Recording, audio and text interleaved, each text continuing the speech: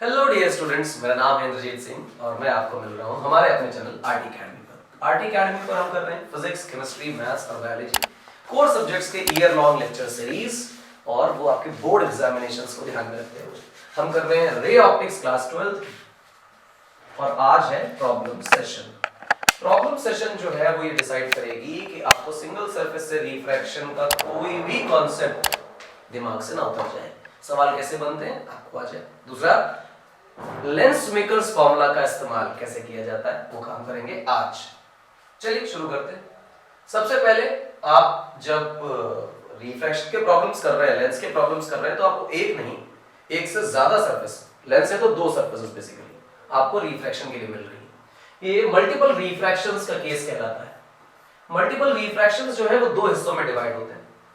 जो दो सरफेसेस से रिफ्रैक्शन होना है वो एक दूसरे से बहुत दूर दूर हो सकती है। बहुत का मतलब सिग्निफिकेंट दूर, ऐसा नहीं कि पाताल में आकाश में, सिग्निफिकेंट डिस्टेंस पे हो सकती है। दूसरा, वो एक दूसरे के बहुत क्लोज हो सकती है, जैसा हमने लेंस में माना था कि the separation between the poles of two surfaces is ignorable.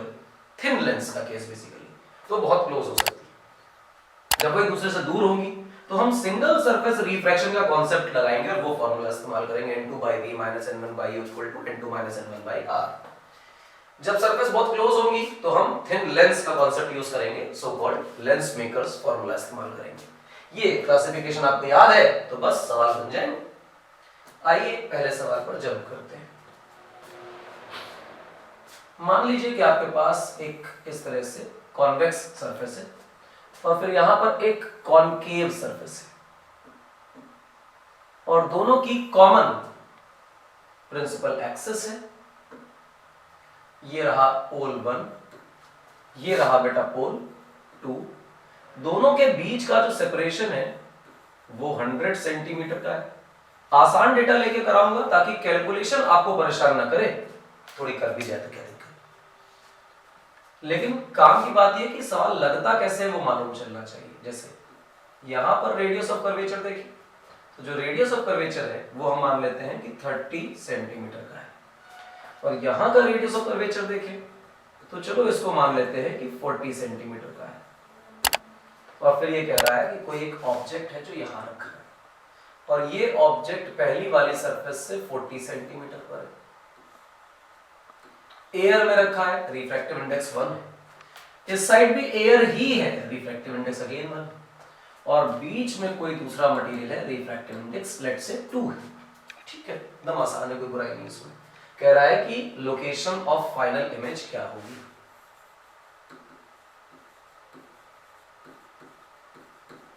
Find location of final image. Final image की लोकेशन ढूंढना ये बड़ा सरल काम है और इसमें कुछ भी नहीं लगता। एक कॉन्सेप्ट जो दिमाग में तुम्हें सेटल करना है वो ये है कि पहली सरफेस की इमेज दूसरे के लिए ऑब्जेक्ट का काम करेगी। लास्ट लेक्चर मैंने ये बात बताई थी जब लेंस मेकर पढ़ाया था, तो ये बात सिखाई थी कि पहली सरफेस जहां इमेज बनाना चाहती है वो इमेज बन नहीं रही है, बट वो एक हाइपोथेटिकल इमेज की लोकेशन ऑब्जेक्ट की तरह बिहेव करेगी सेकंड सरफेस के लिए। ठीक, तो हम क्या करेंगे, फर्स्ट सरफेस की इमेज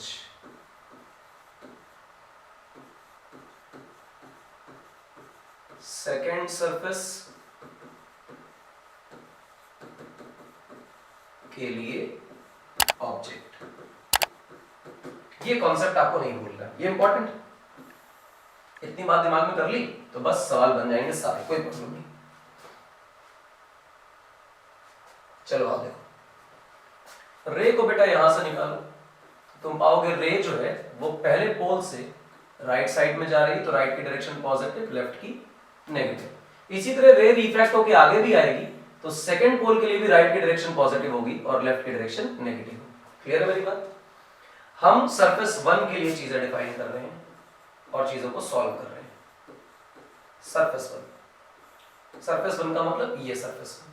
सरफेस 1 के लिए जब हम सॉल्व करेंगे और फॉर्मूला अप्लाई करेंगे तो हमें दूरियां भी सरफेस 1 से ही नापनी पड़ेगी। तो अगर डिस्टेंसेस भी सरफेस 1 से नाप रहे हैं तो जरा u को देखो, तो ऑब्जेक्ट तो असल में 40 सेंटीमीटर पर है, पर क्योंकि वो पोल से लेफ्ट साइड में है इसलिए वो -40 सेंटीमीटर हो गया। इमेज की डिस्टेंस कितनी है वो तो निकालनी है। अननोन लिख लेते हैं। तुमसे पूछा जाए n2 कितना है और n1 कितना है, तुरंत तुम कहने लग जाओगे जा रही है इस मीडियम में रे तो n2 की जगह 2 और आ रही है इस मीडियम से रे तो n1 की जगह 1। रेडियस ऑफ कर्वेचर को देखें तो बच्चा 30 सेंटीमीटर पहली वाली सरफेस का लिखा है और क्योंकि कॉन्वेक्स सरफेस है तो राइट में इसका सेंटर मिलने वाला है तो लॉजिकली पॉजिटिव है रेडियस ऑफ कर्वेचर। अब यहां से आप ये फॉर्मूला लगाइए n2 by v minus n1 by u equal to n2 minus n1 whole divided by r। ये रहा आपका फॉर्मूला। n2 की जगह बेटा आप पुट कर दीजिए 2, v हमें पता नहीं, n1 की जगह बेटा 1, u की जगह में 40 डालना है पर वो माइनस का आएगा, n2 की जगह 2, n1 की जगह 1, रेडियस ऑफ कर्वेचर बेटा 30 है पर वो प्लस का है, माइनस माइनस प्लस बन गया 2 upon v equal to 1 upon 30 minus 1 upon 40। आप देखोगे तो यहां से आप एलसीएम लोगे 120 आने वाला है, 34 ज़ा 43 ज़ा यानी ये आ गया 1/120। तो जो v की वैल्यू आ रही है वो आ रही है 240 सेंटीमीटर। मेरे हिसाब से बिल्कुल सरल सा आंसर और आपको पॉजिटिव भी दिखाई दे रहा है। पॉजिटिव का मतलब फर्स्ट वाले पोल से 240 सेंटीमीटर की दूरी पर और पॉजिटिव का मतलब राइट में। दूरियां ध्यान रखिएगा फर्स्ट वाले पोल से नापी गई है क्योंकि आपने फर्स्ट पोल से ही रिफ्रैक्शन लिखा है तो ये रहा कहीं 240 इस तरह से और ये दूरी जो है ये 240 सेंटीमीटर की आ गई। ठीक, ये रही वो इमेज बेसिकली जो फर्स्ट सरफेस बनाना चाहती है जिसे हम आई प्राइम बोलते हैं। अच्छा साहब आई प्राइम बोलते हैं, अच्छी बात है। इसका मतलब कुछ ऐसा हुआ कि ये रिफ्रैक्शन होकर देखना कौन यहां से रिफ्रैक्शन होते हुए रे एक्चुअली यहां मीट करना चाहती है इस जगह पर। ये रे डायग्राम होना चाहता था। अगर पहली सरफेस होती सेकंड ना होती तो ये होना चाहता था, पर सेकंड सरफेस भी तो रिफ्रैक्शन कराएगी तो जब आप यहां कराएगी तो सही, और जब कराएगी तो क्या होगा ये जो इमेज है ना फर्स्ट सरफेस वाली वो सेकंड के लिए ऑब्जेक्ट का काम करेगी। तो एक काम करो सरफेस 2 के लिए चीजों को सॉल्व करो। देखो बेटा हम लिखते हैं सरफेस 2 के लिए, सरफेस 2 के लिए अगर हम ऑब्जेक्ट की दूरी देखें तो ध्यान रखना कि जब सरफेस 1 के लिए सॉल्व कर रहे थे तो डिस्टेंसेस को पोल 1 से मेजर करेंगे और जब सरफेस 2 के लिए सॉल्व कर रहे हैं तो डिस्टेंसेस को पोल 2 से मेजर करेंगे। पोल 1 से इमेज की दूरी 240 है, ये डिस्टेंस 100 है तो बचा डिस्टेंस 140। तो इमेज बन गई ऑब्जेक्ट और बन गया 140 सेंटीमीटर। तुमने राइट डायरेक्शन पॉजिटिव ली हुई है तो ये पॉजिटिव ही निकल कर आएगी तो ऑब्जेक्ट बन गया पॉजिटिव। फाइनल इमेज क्या है उसके बारे में पता नहीं। n2 और n1 कितने हैं इनके बारे में विचार करें और रेडियस ऑफ कर्वेचर क्या इसके बारे में विचार करें। रेडियस ऑफ कर्वेचर तो बच्चा 40 सेंटीमीटर है पर आप कॉनकेव सरफेस देख रहे हैं सेंटर लेफ्ट में मिलने वाला है और आपके लिए लेफ्ट डायरेक्शन नेगेटिव है इसलिए आप -40। n2 आप जब वहां से रिफ्रैक्ट करके लाओगे तो आप पाओगे रे तो आगे जा रही है तो ये जो मीडियम है ये n2 बन गया और ये मीडियम n1 बन गया। ठीक, ये बन गया n1 और ये बन गया n2 यानी n2 की जगह रिफ्रैक्टिव इंडेक्स 1 और n1 की जगह रिफ्रैक्टिव इंडेक्स 2 क्योंकि अब रे 2 से आ रही है और 1 में जा रही है, जहां से आ रही है वो n1 जहां जा रही है वो n2। इतनी बात मैं अगले सवाल में नहीं बोलूंगा। फॉर्मूला अप्लाई करिए n2 by v minus n1 by u equal to n2 minus n1 whole divided by r बन गया। n2 की जगह क्या डालना है बेटा 1, v का पता नहीं, n1 की जगह क्या डालना है 2 और ऑब्जेक्ट की डिस्टेंस 140 और ये पॉजिटिव है क्योंकि वर्चुअल ऑब्जेक्ट राइट में मिल रहा है। n2 की जगह 1, n1 की जगह 2, रेडियस ऑफ कर्वेचर बेटा -40। क्या लिखेंगे इसे गौर से देखिए, आप लिखेंगे 1 अपॉन v। ठीक, -2 से डिवाइड करोगे तो शायद 70 आ जाने वाला है, -1/40 है तो -40 है, माइनस माइनस प्लस हो जाने वाला है तो 1/v की वैल्यू बनेगी 1/140 सॉरी 140 नहीं 1/+40 प्लस 1/70 ऐसे आने वाला है। नीचे एलसीएम लोगे तो 280 लिखोगे, 7 4 28 7 4 28। ठीक, 4 से डिवाइड करोगे तो शायद 7 आएगा, 7 से डिवाइड करोगे तो शायद 4 आएगा, ये 11/280 आ रहा है तो v की वैल्यू कितनी आ रही है सर 280 डिवाइडेड बाय 11 सेंटीमीटर और ये पॉजिटिव आ रही है तो जवाब है हाँ सर पॉजिटिव आ रही है। पॉजिटिव आने का मतलब है कि सेकंड पोल के भी राइट में ही इमेज बन रही है, और अगर सेकंड पोल के राइट में इमेज बन रही है तो गौर से देखना यहां से रे को तुम मिलाओगे इस लोकेशन पर, और अल्टीमेटली क्या होने वाला है गौर से देखो, रे यहां से यहां पहुंची, पहुंचने के बाद इस रे को अल्टीमेटली तो अब तुम चाहो चाहे ना चाहो अब ये डाइवर्ज ही होने वाली, डाइवर्ज होने वाली है, तो ये जहां भी जाए कहीं ना कहीं मिल जाएगी। इस प्रकार से रे पहले कहीं मीट कर जाएगी, काम खत्म। ये रहा इससे पहले मीट करता हो, और ये जो डिस्टेंस है ना ये डिस्टेंस कहलाएगी 280/11, और यहां बन रही है हमारी फाइनल इमेज। ये डायग्राम थोड़े गंदे होते हैं इसलिए इनको बनाया भी नहीं जाता है, आप इग्नोर करें ये डायग्राम, और ये रहा आपका सॉल्यूशन, पहला सॉल्यूशन। चलो अगला सवाल देखते हैं। इस सवाल में समय कम लगाएंगे, सारे कॉन्सेप्ट मैंने बोल दिए, सारी बातें मैंने बोल कर इसलिए बता दी क्योंकि प्रॉब्लम आपको ना, मान लीजिए कि पहली सरफेस कॉनकेव और दूसरी सरफेस बेटा कॉन्वेक्स है, और दोनों के केस में खास बात क्या है कि इनके प्रिंसिपल एक्सिस सेम है, पोल से पोल के बीच की दूरी भी फिक्स है, और ये मान लेते हैं कि 100 सेंटीमीटर की इनके बीच की डिस्टेंस है। ठीक, इसे पोल 1 बोलेंगे और इसे बोलेंगे पोल 2। यहां का रिफ्रैक्टिव इंडेक्स बेटा 2, यहां का रिफ्रैक्टिव इंडेक्स बेटा 1, यहां का रिफ्रैक्टिव इंडेक्स भी 1, वही डेटा लिया है, कुछ नया नहीं किया। यहां पर ऑब्जेक्ट रख दिए, मान लेते हैं कि ऑब्जेक्ट जो है वो 60 सेंटीमीटर पर है, और पहले वाली जो सरफेस है इसका रेडियस ऑफ कर्वेचर मान लेते हैं कि 30 सेंटीमीटर है। दूसरी वाली सरफेस का रेडियस ऑफ कर्वेचर हम मान लेते हैं कि 40 सेंटीमीटर। कोई बुराई की बात नहीं इसमें। चलो अगर खेल यही है तो उसमें कोई बुराई नहीं, हम खेल लेते हैं। आप सरफेस 1 की बातें करो। सरफेस 1 मतलब जो लेफ्ट वाली सरफेस, लेफ्ट वाली सरफेस का क्या खास बात है, उसको 1 क्यों बोल रहे हैं? 1 वो जिस पर पहले रे गिरेगी, 2 वो जिस पे सेकंड रिफ्रैक्शन होगा, इस हिसाब से हम नाम दे रहे हैं। आप यहां पर कुछ बातें लिखिए। ऑब्जेक्ट की डिस्टेंस आप देखेंगे -60 सेंटीमीटर। सर ऐसा कैसे बोल रहे हो? रे लेफ्ट टू राइट जाने वाली है, ऑब्जेक्ट से रे निकालो, लेफ्ट टू राइट जाएगी तो राइट पॉजिटिव और लेफ्ट कैसा नेगेटिव। यही हाल रिफ्रैक्शन में यहां भी रहेगा, तो ये बच्चा पॉजिटिव और ये बच्चा नेगेटिव। इस प्रकार से u तो -60, v पता नहीं है, रेडियस ऑफ कर्वेचर देखोगे तो तुम 30 सेंटीमीटर लिखोगे, लेकिन तुम देखोगे कॉन्केव सरफेस है, सेंटर लेफ्ट में मिलने वाला है, तो रेडियस ऑफ कर्वेचर नेगेटिव आने वाली है। n2 और n1 पे अगर गौर करो तो जा रही है इसमें यानी 2 में, और आ रही है इससे यानी 1 से।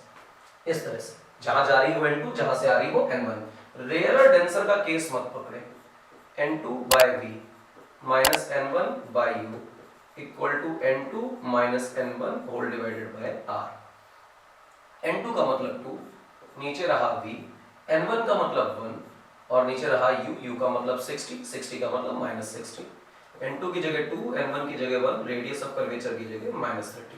माइनस माइनस बेटा प्लस हो गया, 2/v इक्वल टू -1/30, और ये माइनस माइनस यहाँ से प्लस हो रहा है, इधर जाएगा तो फिर से माइनस बन जाएगा।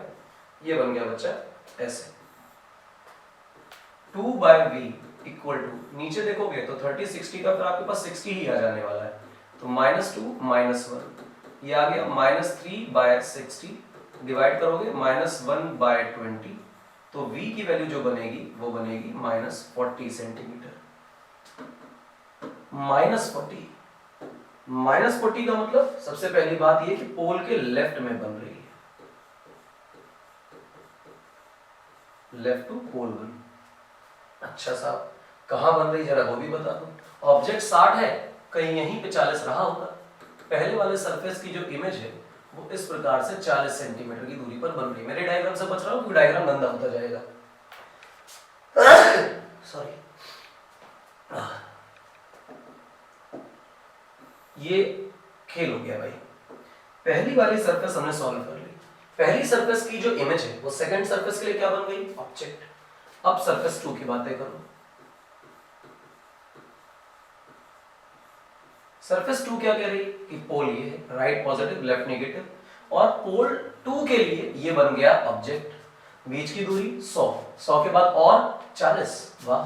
तो सेकंड सरफेस के लिए ऑब्जेक्ट की डिस्टेंस -140 सेंटीमीटर। माइनस क्यों? अबे लेफ्ट में मिल रहा है ना नेगेटिव में, v अभी भी पता करना है। n1 को अगर मैं देखूं और n2 को अगर मैं देखूं तो तुम तुरंत कहोगे सर इस बार ना रे रिफ्रैक्ट होके 2 से आ रही है और 1 में जा रही है, इस तरह का ट्रांसमिशन।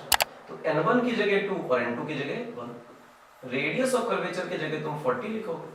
तुम्हें कॉन्वेक्स सरफेस दिख रही है, इसका सेंटर तुम्हें राइट में मिलने वाला है, तो रेडियस ऑफ कर्वेचर पॉजिटिव है।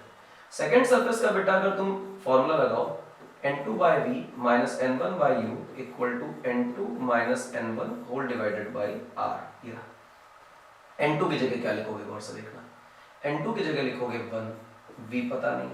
n1 की जगह क्या लिखोगे, n1 की जगह लिखोगे 2। ऑब्जेक्ट की डिस्टेंस तुम निकाल चुके हो, दैट इज -140। n2 की जगह 1, n1 की जगह 2, रेडियस ऑफ कर्वेचर बेटा 40। 1 by v plus 1 by 70 equal to, शायद ये बच रहा है -1 by 40। इस तरह से आप देखें 1 by v becomes equal to -1 by 40 -1 by 70। आप चाहें तो इस प्रकार से एलसीएम ले सकते हैं, -7 -4 -11 by 280। तो जो v की वैल्यू बनने वाली है वो -280 अपॉन 11 बनने वाली है। अब ये -280 अपॉन 11 जितना भी होता है वो आप कैलकुलेट कर लीजिए और आप पाएंगे कि कहीं बीच में यहाँ पर फाइनल इमेज बनने वाली है। अब ध्यान दीजिए कैसे इमेज बन रही है। यहां से रे निकली ऐसे बहुत पास से, थोड़ी सी डाइवर्ज हो गई, देखना थोड़ी सी डाइवर्ज हो गई, ऐसे डाइवर्ज हुई। जब इतनी डाइवर्ज होगी तो तुम पाओगे इसे बैक प्रोड्यूस करने पर इमेज बनेगी, तो बैक प्रोड्यूस करने पर यहां पर इमेज बनी, पहली सरफेस से ये इमेज बनी। ठीक, ये रे जा रही है, ये रे जा रही है, बैक प्रोड्यूस करने पे इमेज बन गई। अब रे यहाँ पे है और यहाँ पे डेंसर से रेयर जा रही है, और डेंसर से रेयर जा रही है तो और भी अवे फ्रॉम द नॉर्मल मुड़ेगी, तो ये रे और अवे फ्रॉम द नॉर्मल मुड़ गई। अब साहब इसकी इमेज कैसे बनेगी, सर इसे बैक प्रोड्यूस करने पर बनेगी। बैक प्रोड्यूस करिए और अपनी इमेज से पास कराइए, ये बन गई साहब आपकी फाइनल इमेज। ये है इसका रे डायग्राम। रे डायग्राम बहुत कॉम्प्लिकेटेड तो नहीं है, लेकिन आप बनाने में अगर सुविधा है तो बना लीजिए, अन्यथा ऐसा होता है कि डायग्राम थोड़ा सा भी कॉशियसली ना बनाए तो इसमें चीजें समझ कम आती हैं। तो आप पहले सवाल को लगा लें और जो जो वैल्यूज मिलती जाएं उससे अंदाजा लगाएं कि कहां कहां हमारे पॉइंट्स हैं, और उसके बाद फिर रे डायग्राम अगर बनाते हैं तो गलती नहीं होती। लिखने के बाद कभी पता नहीं चलता है कि आपने डायग्राम पहले बनाया था या सॉल्यूशन पहले किया था। तो पहले सॉल्यूशन करें बाद में डायग्राम सोचें, सही हो जाते हैं सवाल। ठीक, तो ये सवाल बन गया। इसके बाद एक सवाल आपको लेंस का करा देता हूं। देखो बच्चों, हमारे पास मान लीजिए सुंदर सा लेंस, हम बाई कॉन्वेक्स लेंस की बातें कर रहे हैं। ठीक, ये रेडियस ऑफ कर्वेचर जो है ये 20 सेंटीमीटर है, और ये रेडियस ऑफ कर्वेचर भी 20 सेंटीमीटर है। ये रहा कुछ, ये रहा ऑप्टिकल सेंटर, और लेंस के बारे में प्रोवाइड किया गया है कि थिन लेंस है। थिन लेंस का मतलब दोनों पोल्स की दूरियां इग्नोर की जा सकती है। रिफ्रैक्टिव इंडेक्स मान लेते हैं 3/2, सराउंडिंग का 1 और 1। कहा गया कि यहाँ कहीं ऑब्जेक्ट रखा है, ऑब्जेक्ट की डिस्टेंस हम मान लेते हैं कि 40 सेंटीमीटर है। बताइए कि इमेज कहाँ बनेगी। जब भी आपको थिन लेंस बोल दे तो आप उसके बाद फिर गलती से भी कोई सिंगल सरफेस का कॉन्सेप्ट ना लगाएं, डायरेक्ट आप इस्तेमाल करें लेंस मेकर्स फॉर्मूला। आप इस्तेमाल करें बेटा lens makers formula. Lens makers formula लगाइए और उसमें लिखिए 1/f equal to n of lens divided by n of surrounding -1, 1/r1 -1/r2। आप देखिए इससे रे निकलेगी तो कॉमन सेंस से राइट में जाने वाली है, तो राइट की डायरेक्शन पॉजिटिव और लेफ्ट की बेटा नेगेटिव। पहले वाले सरफेस का सेंटर ऑफ कर्वेचर राइट में मिलेगा तो रेडियस पॉजिटिव मिलेगी, दूसरे वाले सरफेस का सेंटर लेफ्ट में मिलेगा तो नेगेटिव मिलेगी। इसका मतलब पहले सरफेस का रेडियस पॉजिटिव है और दूसरे का नेगेटिव। लेंस का जो रिफ्रैक्टिव इंडेक्स, अगर मैं इसकी बात करूं तो लेंस का रिफ्रैक्टिव इंडेक्स बेटा 3/2 दिया हुआ है, और सराउंडिंग का रिफ्रैक्टिव इंडेक्स 1 दिया हुआ है, तो बात ही खत्म हो गई। पहली वाली रेडियस ऑफ कर्वेचर 20 है, और दूसरी वाली रेडियस ऑफ कर्वेचर 20 है, लेकिन उसे 20 नहीं -20 रखेंगे। कई बच्चे इसमें गलती करते हैं, r और r को बराबर रख के 0 कर देते हैं, वो 0 नहीं होने वाला, एक प्लस है और एक माइनस है, ध्यान रखना ऐसा। माइनस से माइनस बेटा प्लस हो जाएगा, हमारे पास ये आंसर आएगा 1/2, और यहाँ पे जो आंसर आएगा वो आएगा बेटा 2/20 यानी 1/10, 2 से 2 कैंसिल, तो मेरे पास आंसर आया 1/20 and the focal length becomes 20 centimetre. और पॉजिटिव भी आ रही है, पॉजिटिव आने का मतलब लेंस जो है वो कन्वर्जिंग है, पैरेलल आने वाली रेस को लेंस के राइट साइड में कन्वर्ज कर देगा, ठीक है।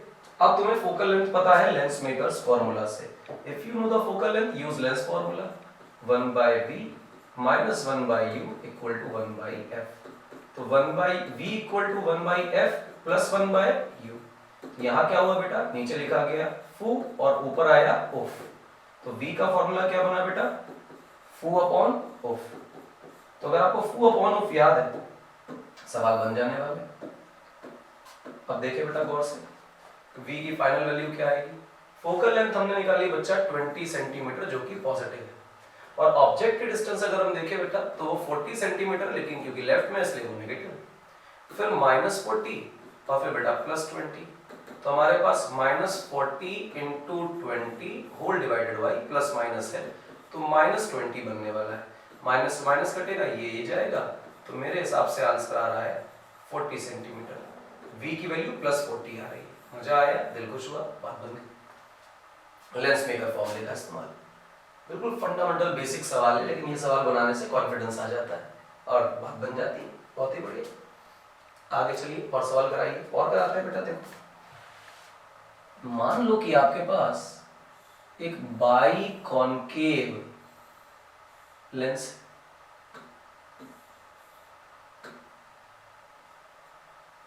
और इसमें आपने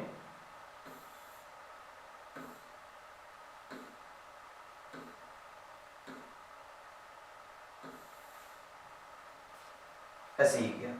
रिफ्रैक्टिव इंडेक्स अगर मैं देखूं तो ये 3/2 दिया हुआ है, पहली रेडियस ऑफ कर्वेचर को मैं जानबूझकर 40 ले रहा हूं सेंटीमीटर में,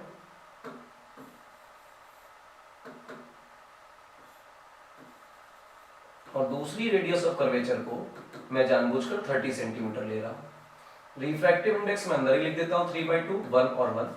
ऑब्जेक्ट मैंने यहां रख दिया है और ऑब्जेक्ट की डिस्टेंस बोल दी है 60 सेंटीमीटर, और मैं आपसे पूछना चाहता हूं कि बता दीजिए कि फाइनल इमेज कहां बनेगी। तो एकदम सिंपल क्वेश्चन है, ऐसे ही क्वेश्चन स्टेटमेंट में आया करते हैं। चलो देखो कहां बनेगी। तो यूज लेंस मेकर फॉर्मूला,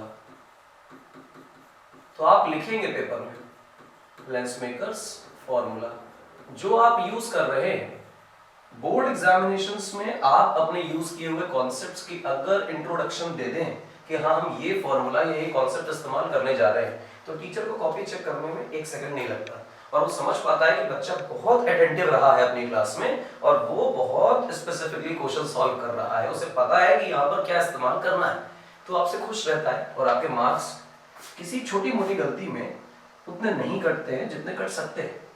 फिलहाल 1/f को देखें तो लिखा जाएगा n of lens divided by n of surrounding minus lens makers formula है ऑफ 1/r1 माइनस 1/r2। और एक खास बात और कि जब भी आप लेंस मेकर फॉर्मूला लगाएं, सिंगल सरफेस का रिफ्लेक्शन लगाएं, शिफ्ट का फॉर्मूला लगाएं, व्हाटएवर यू डू, जो भी आप करें उसमें ये बात इंपॉर्टेंटली ध्यान रखिए कि बेटा आपने ये फॉर्मूला मेंशन किए हैं कि नहीं। मेंशन करना फॉर्मूले को बहुत ज्यादा जरूरी है। देखिए बच्चा क्या है, एन ऑफ लेंस को देखिए बेटा, एन ऑफ लेंस जो है बच्चा वो 3/2 है, सराउंडिंग का रिफ्रैक्टिव इंडेक्स 1 है, तो उसका कोई लॉजिक नहीं बचता, हटा देते हैं उससे। पहली वाली रेडियस ऑफ कर्वेचर पे फर्स्ट सरफेस जो है उसका सेंटर लेफ्ट में मिलेगा, तो ये चीज नेगेटिव दिखाई दे रही है। सेकंड सरफेस का रेडियस ऑफ कर्वेचर राइट में मिलेगा, तो ये चीज पॉजिटिव दिखाई दे रही है। आपको रट के नहीं रखना है कुछ भी कि ये लेफ्ट वो पॉजिटिव ये नेगेटिव, कॉन्केव में क्या होता है, कॉन्वेक्स में क्या होता है। जस्ट थिंक कि आपने कोई रे ऑब्जेक्ट से ऐसे निकाली, वो लेफ्ट टू राइट जा रही है, तो राइट है पॉजिटिव और लेफ्ट है negative. Whatever I am saying just follow this, कि जहां से रे आ रही है, जिस तरफ जा रही है, जहां रे जा रही है वो डायरेक्शन पोल से पॉजिटिव है, उसके ऑपोजिट डायरेक्शन पोल से नेगेटिव। बस उसके बाद पॉजिटिव नेगेटिव देखते रहिए, कुछ याद नहीं करना, एप्लीकेशन बेस्ड प्रॉब्लम्स। तो पहली सरफेस नेगेटिव है तो आप इसे -40 रखेंगे, दूसरी पॉजिटिव है तो आप इसे +30 रखेंगे, ये बेटा मेरे पास आ रहा है 1/2 और आप देखेंगे कि नीचे आ रहा है 120, ऊपर आ रहा है 3 और इधर आ रहा है 4। क्लियर है मेरी बात, समझ आता है?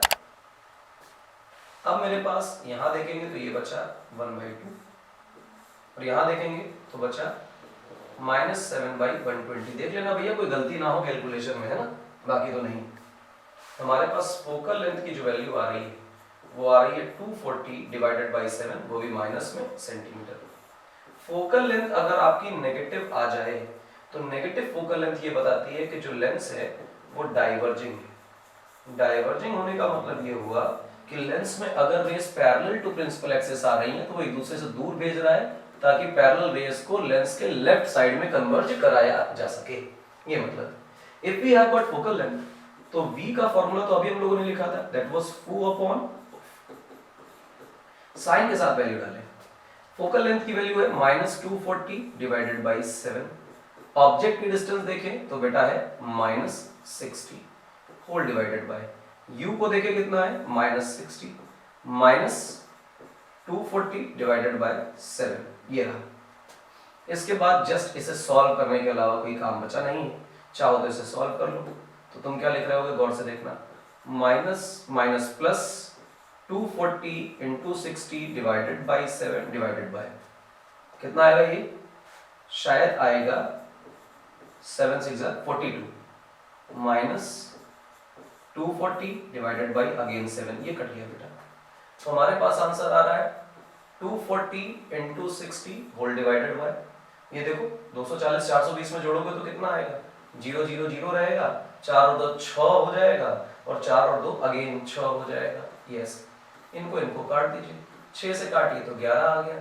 तो आपके लिए v की वैल्यू आ रही है -240 डिवाइडेड बाय 11 सेंटीमीटर। आप देखिए ये वैल्यू हम लोगों का पीछा नहीं छोड़ रही है, बड़ा आसान सा है। समझ आया लेंस का प्रॉब्लम? कोई प्रॉब्लम तो नहीं, बिल्कुल नहीं, आसान।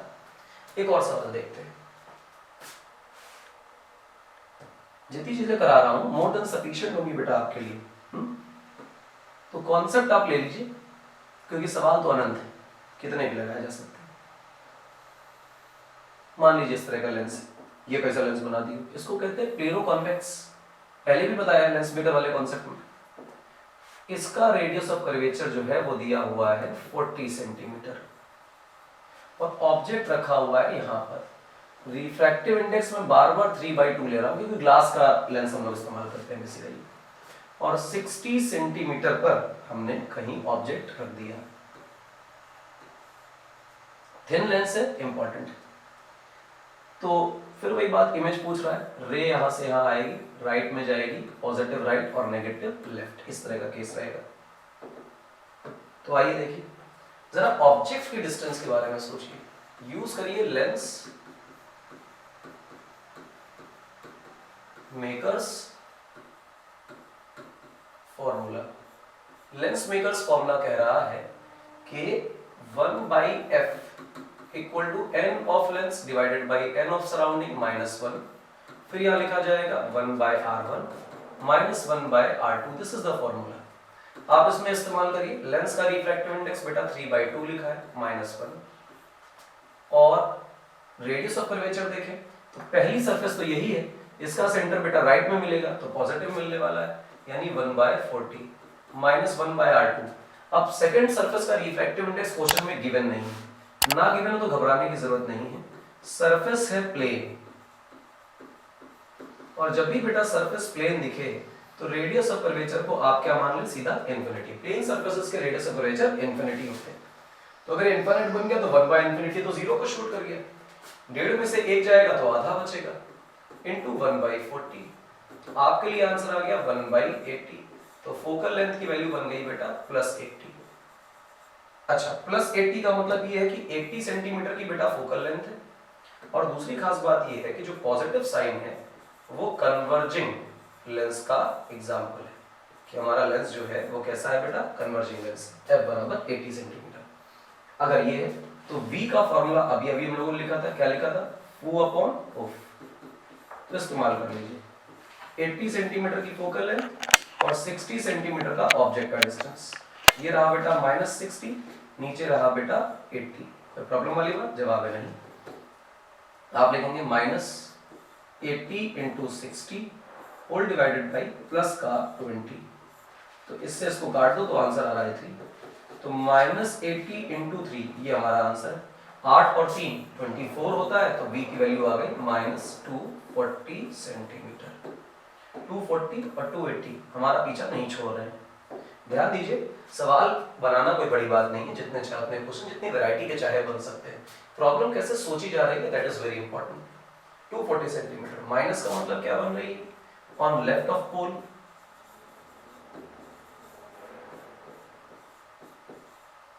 पोल के लेफ्ट में बन रही है। लेफ्ट ऑफ पोल में बनने का मतलब ये है कि वर्चुअल इमेज बन रही है। वर्चुअल इसलिए कि हमारी जो रे है वो तो अल्टीमेटली बाहर ही चली गई है, यहाँ पे इमेज बन रही है, राइट में जा रही है ना, रे रियल वाली बाहर है और इमेज लेफ्ट में बन रही है, तो मतलब वर्चुअल रेस से बन रही, अपीयर हो रही मीट करती हुई, तो कहीं इमेज बन गई। ये बताइए बाहर कैसे चली गई यार?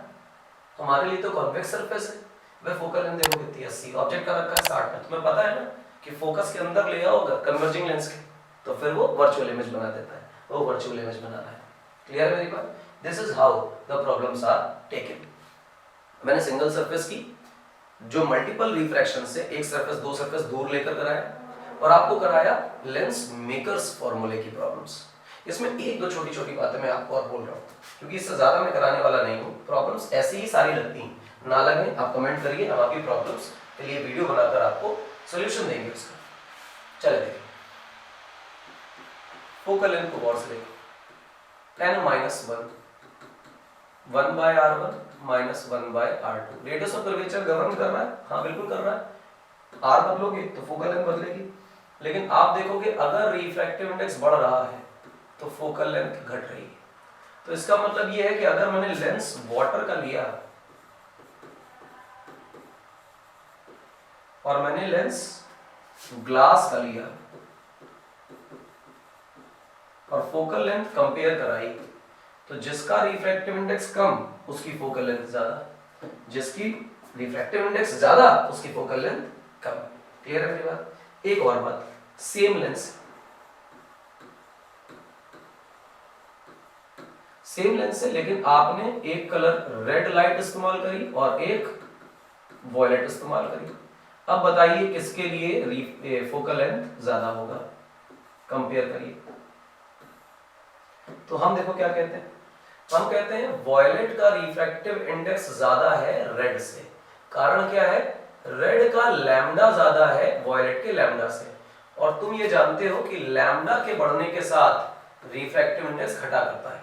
तो हम ये जानते हैं कि वॉयलेट का रिफ्रैक्टिव इंडेक्स मैक्सिमम होता है और रेड का रिफ्रैक्टिव इंडेक्स जो है बेटा वो मिनिमम होता है, जिसके कारणवश हम पाएंगे कि रिफ्रैक्टिव इंडेक्स अगर वॉयलेट का मैक्स है तो इसके करस्पॉन्डिंग फोकल लेंथ जो वॉयलेट की होगी वो मिनिमम होगी।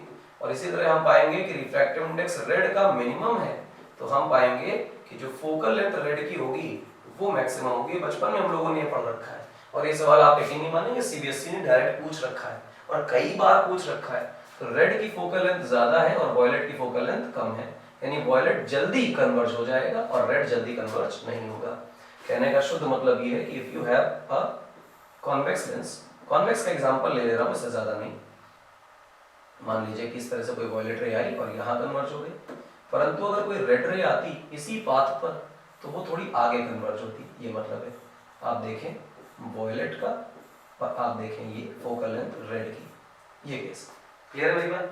इंपॉर्टेंट है, दिमाग में रखना है, कुछ खास नहीं है, हो ही जाएगा, सस्ते सवाल है, काम बन जाएंगे। सिंगल सरफेस से रिफ्रैक्शन के मल्टीपल रिफ्रैक्शन के प्रॉब्लम किए हमने देखा कि किस तरह से रिफ्रैक्टिव इंडेक्स पर फोकल लेंथ चेंज हो जाती है, और ये भी देखा कि कलर बदलने पर किस तरह से फोकल लेंथ बदलती है लेंस की भी प्रॉब्लम्स करी। तो लेंस की, सिंगल सरफेस की और रिफ्रैक्टिव इंडेक्स बदलने से क्या प्रॉब्लम्स बनती है वो सारी हमने आज डील करी, और मैं आपको अच्छी अच्छी प्रॉब्लम करा रहा हूँ, आगे भी बहुत सारी प्रॉब्लम लोग करेंगे। अगले टर्म में जब हम मिलेंगे तो हम प्रिज्म के कुछ और बेसिक अच्छे कॉन्सेप्ट, जो मैंने आपको प्रॉमिस किया था कि प्रिज्म के कुछ कॉन्सेप्ट, प्रिज्म में टीआईआर का कॉन्सेप्ट और डिस्पर्जन का कॉन्सेप्ट जो है वो आपके लिए लेकर आऊंगा। तो नेक्स्ट लेक्चर में मिलेंगे। आज के लिए इतना ही, मच मोर देन सफिशिएंट है आज के लिए। इन प्रॉब्लम्स को देख लीजिए, इन प्रॉब्लम्स से ज्यादा आपको वैरायटी मिलेगी नहीं, जो प्रॉब्लम से इन्हीं के मैनिपुलेशन से नई प्रॉब्लम बनेंगी। तरीका सीख लिया, सब हो जाएंगे। चलिए, थैंक्स फॉर वॉचिंग अगेन। पूरे साल हमें देखिए अपने सिलेबस को जो भी छूट गया है हमारे साथ कंप्लीट कर लीजिए। पूरी प्लेलिस्ट बनी हुई है, एग्जॉस्टिवली पढ़ाया गया है, कुछ भी नहीं छोड़ा गया है। कॉन्सेप्ट भी आ जाएंगे, प्रॉब्लम भी बन जाएगी। नाम इंद्रजीत सिंह है, पढ़ा रहा हूँ आरटी अकेडमी पे। एक काम कर लीजिए, चैनल को शेयर करिए और सब्सक्राइब कर लीजिए। मिलेंगे नेक्स्ट लेक्चर में प्रिज्म के साथ।